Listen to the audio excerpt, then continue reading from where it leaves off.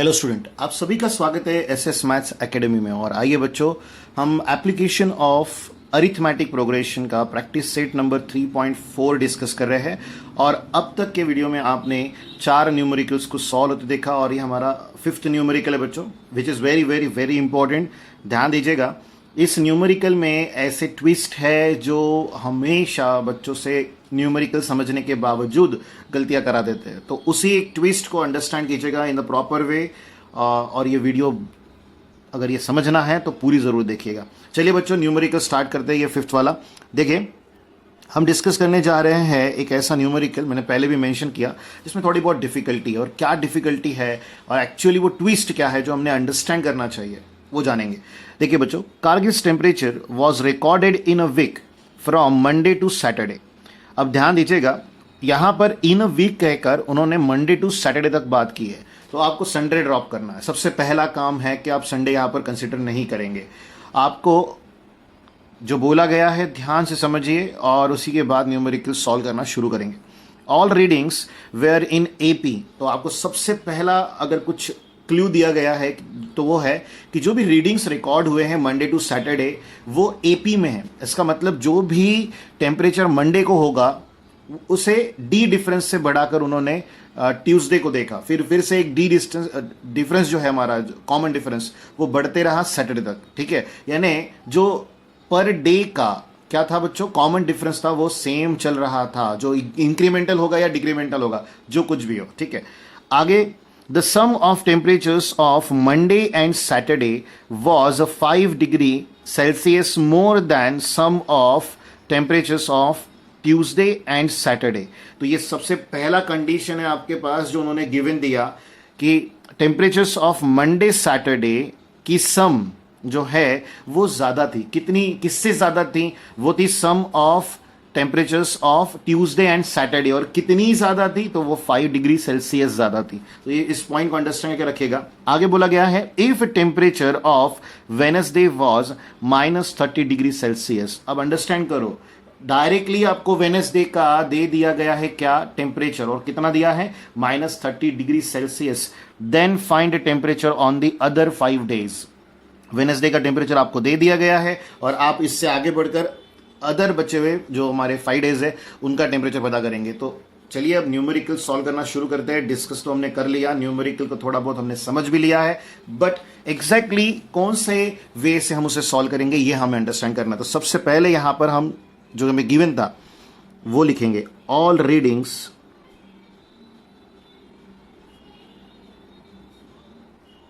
Are in AP. अब understand करो, अगर एपी में है तो आप क्या करोगे, फर्स्ट टर्म जो होती है हमारी वो होती है ए। तो यहां पर उस फर्स्ट टर्म को हम डिनोट कर लेते हैं। तो यहां पर हम लिखेंगे फर्स्ट टर्म, लेकिन यहां फर्स्ट टर्म की जगह हमें टेम्परेचर लिखना होगा। तो फर्स्ट टेम्परेचर इज क्या ले लेंगे बच्चों, ए। एंड कॉमन डिफरेंस जो है वो हम डिनोट करते हैं स्मॉल डी से। सो कॉमन डिफरेंस इज क्या आएगा बच्चों, स्मॉल डी। अब पॉइंट अंडरस्टैंड कीजिएगा, हमें जो वीक का फर्स्ट डे है मंडे, वहां से शुरू करना है काउंटिंग। तो यहां हम लिखेंगे, sorry, Monday's temperature is, Monday's temperature B, क्योंकि हम ये लेट कर रहे हैं, ये अंडरस्टैंड कर लीजिएगा। So let Monday's temperature B, कितना लेंगे, ए, क्योंकि वो फर्स्ट डे है और हमारी फर्स्ट टेम्परेचर ए ही है। इसके बाद जब आप आगे बढ़ोगे तो यहां आ जाएगा बच्चों Tuesdays temperature B,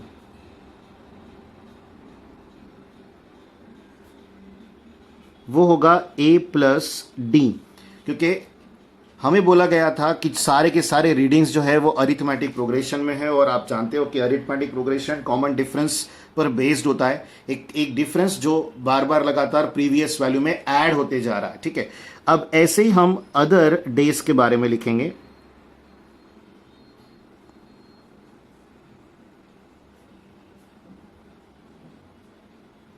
Wednesday's temperature B,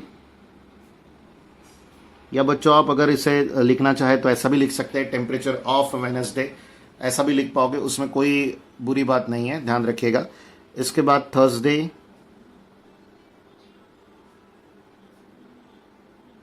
और ध्यान रखिएगा कि आपको ये लिखना ही है, आप इस थ्योरी को अवॉइड नहीं कर सकते। अगर आप इस थ्योरी को अवॉइड कर दोगे तो जो आपने कंसिडरेशन किया है वो आप दिखा नहीं पाओगे। तो आपको, आप जो भी टर्म ले रहे हो, असाइन कर रहे हो एज अ टेम्परेचर या किसी और न्यूमेरिकल की बात करें वहाँ पर, तो आपको वो बताना पड़ता है कि हमने ये ले रखा है, आपको ये पूरा असाइन करना होगा। तो ये बात क्लियर रखिएगा, कभी भी इसी न्यूमेरिकल की बात नहीं कर रहे, एप्लीकेशन के किसी भी न्यूमेरिकल में आपको जो चीज़ आप कंसिडर करते हो वो जताना बड़ा ज़रूरी होता है, क्योंकि अगर जताओगे नहीं तो वहाँ पर आपके आधे मार्क्स काट दिए जाते हैं। तो ये बात ध्यान रखिएगा कि स्टेप मार्किंग होने की वजह से वो डिडक्शन हो सकता है। चलिए अब आगे बढ़ते हैं। देखिए, मंडे से लेकर सैटरडे तक हम लोगों ने हर किसी टेम्परेचर वैल्यू को असाइन कर दिया है, और ध्यान रखिएगा कि मंडे का ए लिया है तो उसके बाद डी है हमारा कॉमन डिफरेंस, ऐड होते चला गया।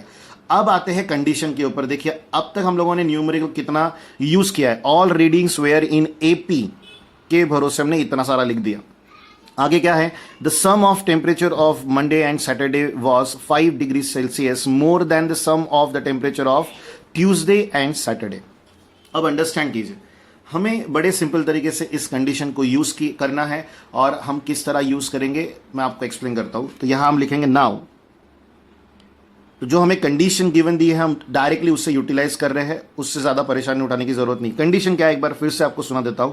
सम of temperature of Monday and Saturday. अब मंडे का टेम्परेचर देखिए कितना है, ए प्लस सम है ना किसका, मंडे के टेम्परेचर का और सैटरडे के। तो सैटरडे का टेम्परेचर कितना है, ए प्लस 5d, दोनों वैल्यू ले ली। इसके बाद उन्होंने कहा है कि was 5 degree Celsius more then, अब जितना भी होगा उसमें 5 डिग्री सेल्सियस हमें ऐड कर देना है, पर किसका, the sum of temperature of Tuesday and Saturday. तो देखिए ट्यूसडे का टेम्परेचर कितना है, वो है ए प्लस डी। आगे बात करेंगे सैटरडे की, तो वो ए प्लस है 5d। तो अंडरस्टैंड करने वाली बात क्या है कि ये रहा आपके ट्यूसडे का टेम्परेचर, ये रहा आपके सैटरडे का टेम्परेचर। इन दोनों दिन का जो सम है उससे ज्यादा, कितना ज्यादा, 5 डिग्री सेल्सियस ज्यादा टेम्परेचर होगा sum of temperature of Monday and Saturday. तो आपने उस कंडीशन को, आपका जो ये सेंटेंस था, the sum of temperatures of Monday and Saturday was 5 degree Celsius more than the sum of temperatures of Tuesday and Saturday. यही सेंटेंस यहाँ का घुमावदार सेंटेंस है बच्चों, इसी के वजह से बच्चों को ज्यादातर परेशानी होती है, और यही सेंटेंस आपको डुबाता है इस न्यूमेरिकल में। चलिए, अब तो हमने सही लिखा है, तो अब आगे बढ़कर आप इवेल्युएट कर सकते हो। देखिए, यहाँ a प्लस से ये टर्म 2a हो जाएगी, देन यहाँ 5d बचेगा, इज इक्वल्स टू टर्म आएगी, देखिए ये 5 एज इट इज रहेगा, a प्लस a, तो ये हो जाएगा 2a, देन प्लस क्या आएगा, d प्लस 5d, ये हो जाएगा 6d। अब अंडरस्टैंड करो, लेफ्ट में भी 2a है, राइट में भी 2a है, और 2a का साइन सेम है, टर्म सेम है, और ऑन द अपोजिट साइड है, तो वो आपस में हो जाएंगे बच्चों कैंसिल। तो अब हमारे पास टर्म क्या बची है, देखिए 5d is equals to 5 plus 6d। Simply 6d को लेफ्ट में ले आइए। जब कोई भी टर्म साइड चेंज करती है तो वो अपनी साइन भी चेंज करती है, ये बात क्लियर रखिएगा। तो 5d माइनस 6d, यहां माइनस डी आ जाएगा, इज इक्वल्स टू आ जाएगा 5। सो जो d की वैल्यू है वो -5 आ रही है। बट ध्यान दीजिए, हम टेम्परेचर इवेल्युएट कर रहे हैं तो यूनिट लिखना ना भूले। तो हमें सबसे पहली वैल्यू मिली है स्मॉल d की, which is -5 degree centigrade, correct है, या सेल्सियस। चलिए आगे बढ़ते हैं और सेकेंड कंडीशन को यूज करेंगे। क्या है second condition, if temperature of Wednesday was -30 degree Celsius. अब अंडरस्टैंड करो, वेनसडे का टेम्परेचर हमने ले रखा है a प्लस 2d, जो कि हमें गिवन दिया गया है -30 डिग्री सेल्सियस। अब आपको d की वैल्यू पुटअप करके वैल्यू मिल जाएगी किसकी बच्चों, a की। तो जैसे ही a और d तो मिल चुका है, बस a की वैल्यू मिल जाएगी, आप फाइनल आंसर लिख पाओगे और हमारा न्यूमेरिकल फिनिश हो जाएगा। चलिए आगे बढ़ते हैं, अंडरस्टैंड कीजिएगा इस कंडीशन को। तो यहां हम लिखेंगे now temperature of Wednesday was, कितना है,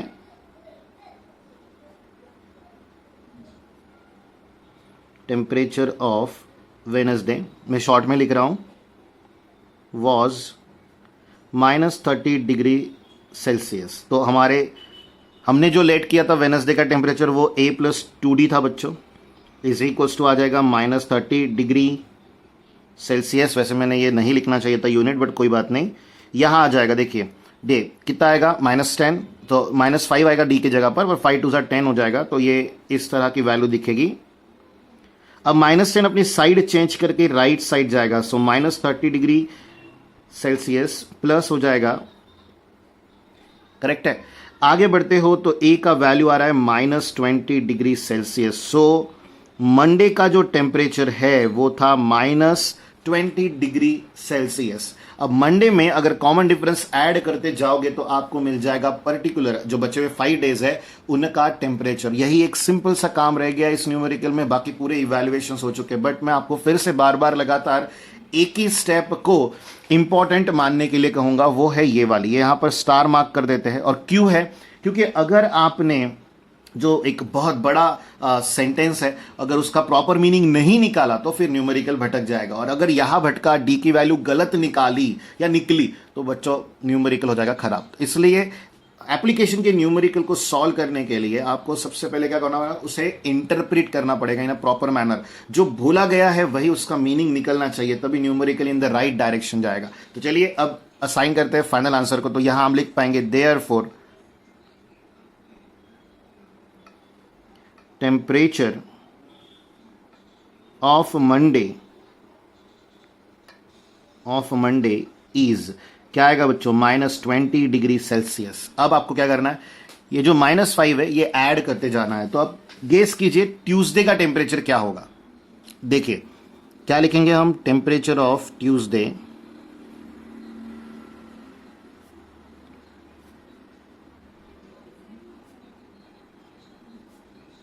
इज -25 आएगा बच्चों, क्योंकि मंडे का 20 था। अब अगर वेनसडे का देखोगे तो 30 परफेक्टली आ जाएगा, लेकिन हमें वेनसडे का टेम्परेचर नहीं दिखाना है। देन टेम्परेचर ऑफ आ जाएगा वेनसडे के बाद डायरेक्टली थर्सडे का, यहां आ जाएगा इज, वो होगा बच्चों -35। अब ऐसा क्यों? क्योंकि वेनसडे का 30 करेक्ट है, 30 में -5 करोगे -30 में तो वो -35 हो जाएगा। इसके बाद टेम्परेचर ऑफ आएगा बच्चों फ्राइडे। तो फ्राइडे को कितना टेम्परेचर होगा, तो यहाँ -40 डिग्री आ जाएगा बच्चों। और इससे आगे बढ़ते हो, लास्ट वीक का डे यहाँ पर जो रिकॉर्डेड किया था वो था Saturday. So temperature of Saturday is, वो आ जाएगा बच्चों -45 डिग्री सेल्सियस। तो ये है हमारे इस न्यूमेरिकल का फाइनल आंसर, जो कि बहुत ही इंपॉर्टेंट और ट्विस्टेड न्यूमेरिकल था। आई होप कि आप सभी ने इसे बहुत अच्छे से अंडरस्टैंड किया होगा। और अगर कोई डाउट हो भी तो आप कमेंट बॉक्स में लिख कर हमसे पूछ सकते हो। चलिए बच्चों अब आगे बढ़ते हैं और देखते हैं नेक्स्ट न्यूमेरिकल हमें क्या समझाता है। तो ये रहा बच्चों आपका नेक्स्ट न्यूमेरिकल, न्यूमेरिकल नंबर 6। चलिए जानते हैं इस न्यूमेरिकल में हमें क्या नया पढ़ने मिलेगा, क्योंकि हर एक जो एप्लीकेशन का न्यूमेरिकल है कुछ नया समझा कर जाता है। ऐसी ऐसी चीजें हमें पता चल जाती है जिसके बारे में हम रिलेट नहीं करते एक्चुअली हमारे टॉपिक को, वही यहां से हमें समझ में आता है। चलिए बात करते हैं 6 की। On the world environment day, tree plantation programme was arrange on a land which is triangular in shape. Understand कीजिए क्वेश्चन को। वर्ल्ड एनवायरमेंट डे है, उस दिन एक प्लांटेशन प्रोग्राम अरेंज किया गया है एक ऐसी लैंड पर जो कि ट्रायंगुलर इन शेप है। अगर हम इसे प्रैक्टिकली इमेजिन करें तो कंसीडर कर लो ये वो ट्रायंगुलर शेप की लैंड है जहां हमें ट्री प्लांटेशन प्रोग्राम करना है। अगर आप यहां से ट्री प्लांट करना शुरू करें, अब इनका लॉजिक भी देखिए कैसा है।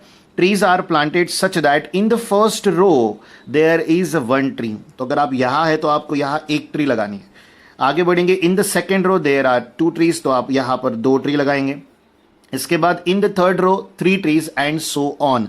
आप लॉजिक समझ रहे हो? इसके बाद 3 आएगा, उसके बाद 4 आ जाएगा, फिर 5 6 7 ऐसे करते रहना। बट कितनी नंबर ऑफ रोज है वहां ये हमें नहीं पता। तो अब क्वेश्चन आगे बढ़ाते हैं और देखते हैं, find the total number of trees in the 25 rose.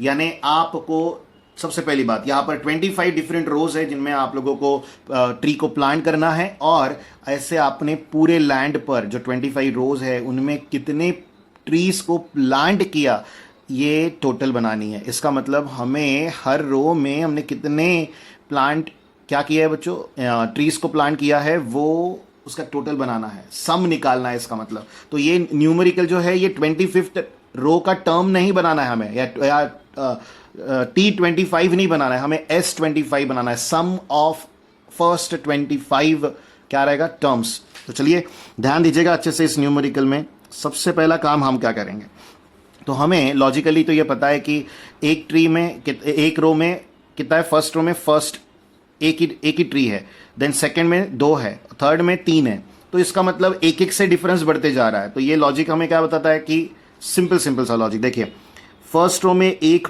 Tree है, सेकंड में 2 है, देन 3 है, अगर आगे बढ़ता हूं तो 4। तो अब हमें पता है क्या आ जाएगा बच्चों, sequence are in is in AP. Okay, arithmetic progression में चल रहे हैं। अब अरिथमेटिक प्रोग्रेशन में है तो सबसे पहला टर्म जो हमें चाहिए रहता है वो होता है फर्स्ट टर्म, जो कि ए से डिनोट होता है। तो आपने यहां पर सिंपली बोला है कि in the first row there is 1 tree, तो हमने ए को 1 ले लिया। इसके बाद हम कॉमन डिफरेंस की बात करेंगे। अब सेकंड में कितने हैं, 2 ट्रीज है, थर्ड में कितने, 3, तो डिफरेंस किससे बढ़ रहा है, एक से। तो यहां हमें डी की वैल्यू मिल गई। और साथ में हमें सवाल किया गया है कि 25th पूरी 25 रो में कितने नंबर ऑफ ट्रीज हमने प्लांट किए। तो यहां पर आपको S25 इवैल्यूएट करना है, ये पॉइंट मत भूलिएगा। देखिए अगर सिर्फ 25th रो में कितने ट्रीज को प्लांट किया ये सवाल होता तो हम T25 इवैल्यूएट करते, लेकिन यहां बोला गया total number of trees in the 25 रोज।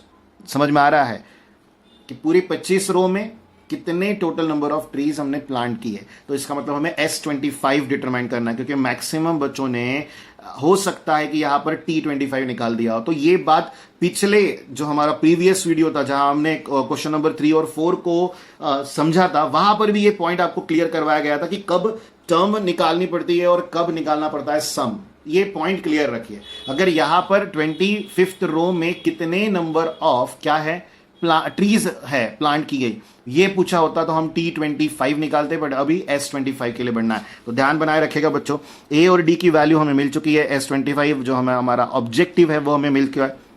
तो अब हम यहां लिखेंगे SN का फॉर्मूला। आई होप कि आप सभी को SN का फॉर्मूला याद होगा, n/2 × 2a plus n-1 × d। और हमेशा एक बात ध्यान रखें बच्चों कि आप प्रेजेंटेशन की तरफ भी ध्यान देंगे, क्योंकि जितना हम न्यूमेरिकल अच्छे से सॉल्व करते हैं उतने ही अच्छे से हम लोगों ने क्या करना चाहिए, उसे प्रेजेंट भी करना चाहिए। ऐसा नहीं कि कैसा भी लिख के चले आए, क्योंकि प्रेजेंटेशन के भी मार्क्स रहेंगे, ये बात क्लियर रखिएगा।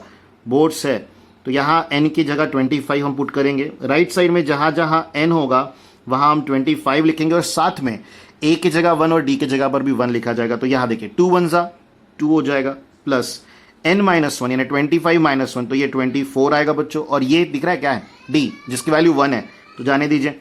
आगे बढ़ते हैं, यहां आ जाएगा 25/2 इंटू ये वैल्यू बच्चों आ जाएगी 26, और आप 2 से 26 को रिड्यूस कर पाओगे। क्लियर है। देखिए 25 को 2 से रिड्यूस करके कोई मतलब नहीं था, हमने इससे पहले भी बहुत बार ऐसा देख रखा है कि यहां पर जो वैल्यू है वो डिविजिबल बाय 2 नहीं आती, यानी ऑड आती है। तो उस समय बाकी बच्चे क्या करते हैं, पॉइंट में आंसर लिख देते हैं। तो मैंने पहले भी समझाया था और अभी भी समझा रहा हूं, कोई जरूरत नहीं है ऐसे काम करने की, क्योंकि एक बहुत सिंपल सा लॉजिक होता है यार।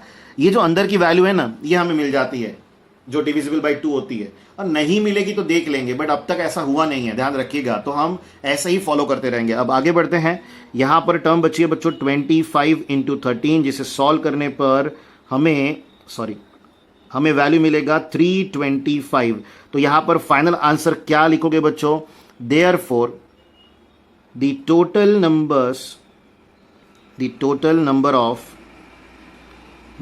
number of trees in 25 rows is 325। यानी उस दिन उस ट्रायंगुलर शेप के लैंड पर हम लोगों ने कितने ट्रीज को प्लांट किया, 325 ट्रीज को प्लांट किया। तो ये है बच्चों सिंपल सा कंसेप्ट इस टॉपिक का। और इसी के साथ अब आप प्रैक्टिस सेट 3.4 को कंप्लीट होते देख रहे हो, और इसके बाद प्रॉब्लम सेट 3 है जो आप जरूर ट्राई कीजिए। और अगर आपको वहां कोई डिफिकल्टी आती है तो हमारे साथ शेयर जरूर कीजिएगा, जल्द से जल्द उसका आंसर आपको प्रोवाइड करने की कोशिश की जाएगी। और अगर बच्चों आपको हमारा वीडियो अच्छा लगा है तो लाइक और शेयर करना बिल्कुल भी ना भूलें, और चैनल को सब्सक्राइब जरूर करके रखें, क्योंकि जो भी न्यू अपडेट आता है वीडियो का वो आप तक डायरेक्ट आ जाएगा, और आपकी स्टडीज में किसी भी तरह का जो एक वैक्यूम क्रिएट होता है या आप गैप दे देते हो या गैप आ जाती है या वीडियो आपको नजर नहीं आता, ये सब चीजें नहीं होगी। थैंक यू बच्चों, इसी तरह चैनल पे बने रहिए।